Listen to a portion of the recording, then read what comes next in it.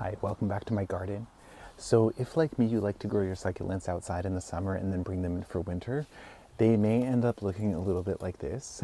So this succulent has been stretching for more light, which is why it's getting taller and taller, and the distance between each set of leaves is getting longer and longer.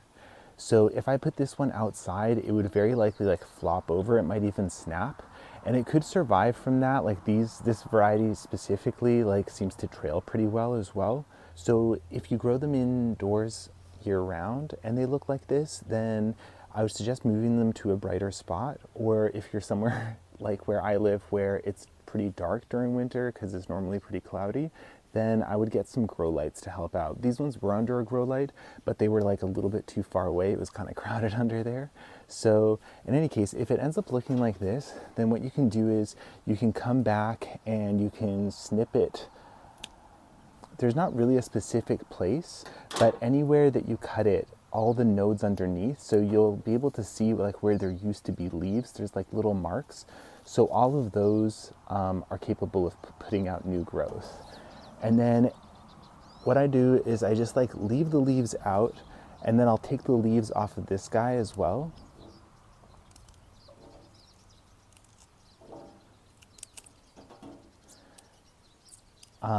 And then leave like the rosette that's at the top. And this is like the best growth on the whole thing. And then I'll give it like a couple of inches just so that I can anchor it into the ground. This is capable of growing as well, but there's so much material here that I'm not really going to bother. So you can cut all those, lay them out. I wouldn't leave them in direct sun, but just like wherever your succulents are growing should be fine. So a little direct sun's fine. Somewhere hot, ideally, will help them kind of do their thing faster. So about a month later, you'll end up with something like this. So this is one that I did about a month ago. It may have been like 6 weeks ago as well. So this one has 1, 2, 3 new growth points. I bet that if I had given it more light, it would have even more, but that's plenty. So I'm just gonna leave it like this and have them grow off.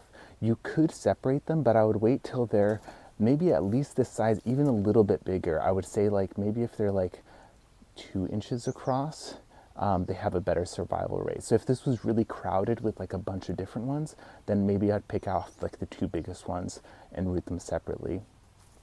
And then all the leaves that I put out last time have all sprouted. So they all have like little roots. This one has like 1, 2 or 3 different heads. So each one of these will grow into a little plant. And then these are the tops of each one. So they have like the most roots because they had stem as well. So they had like a lot more energy to use. So there's lots of roots on these. So I'm gonna get a little tray.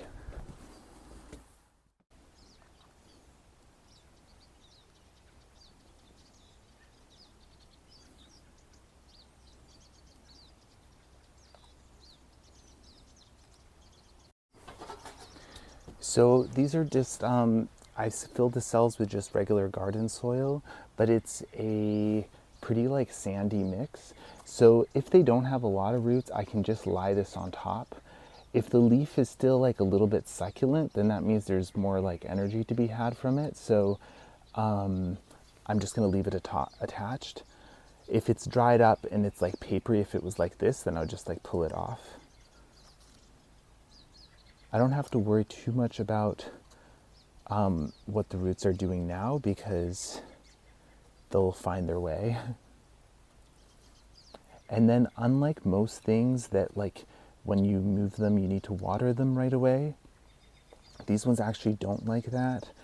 Their roots work a little bit differently. So if you were to water them right away, they would actually like bleed out of their roots and they would lose all the moisture that they're storing.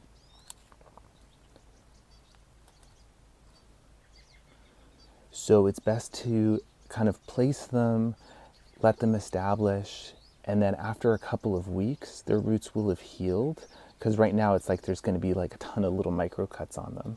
So by letting them kind of just stand in like drier conditions, they'll get like more oxygen, they'll be able to dry out a little bit, heal, and then when you go to water them in a couple of weeks' time, they'll be good to go and ready to like absorb it. So these ones were just like sitting there for a while. So I know that as soon as they can make contact with the soil that I'm giving them, they'll be pretty happy. And they'll probably grow pretty quickly. So I should be able to plant these out in a couple months, maybe, if I keep an eye on them. And then basically it's like a warmth and heat situation. So if I can give them those two things. So I might put them in the greenhouse where they should be able to get both of those. These ones can handle a light frost as well. It's unlikely that we'll get one this time of year, but if we did have kind of like a little freak cold snap or something, these ones would be fine. I think I've had them down to, I think like about -5 for like a short period, and I did lose some of them when that happened. But I have so many that it was kind of worth the risk, like worth the experiment.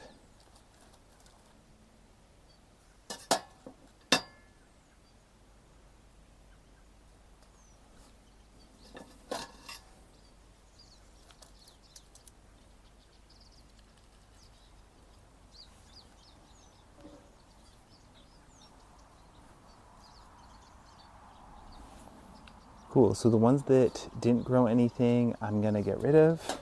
Oops. I'll try not to knock these about. These ones I can just leave around the base, and in a couple of months they will have sprouted. I guess I could also just lie them on the soil. Maybe I'll do that instead, since I have a few extra cells.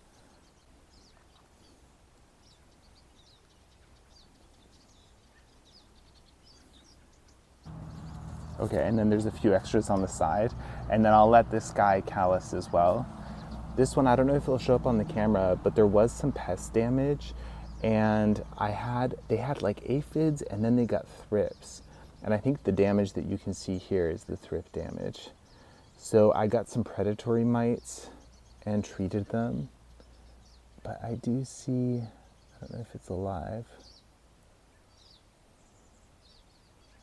Anyway, thrips are like the worst, so I'll keep an eye on it, and I can treat them again if needed.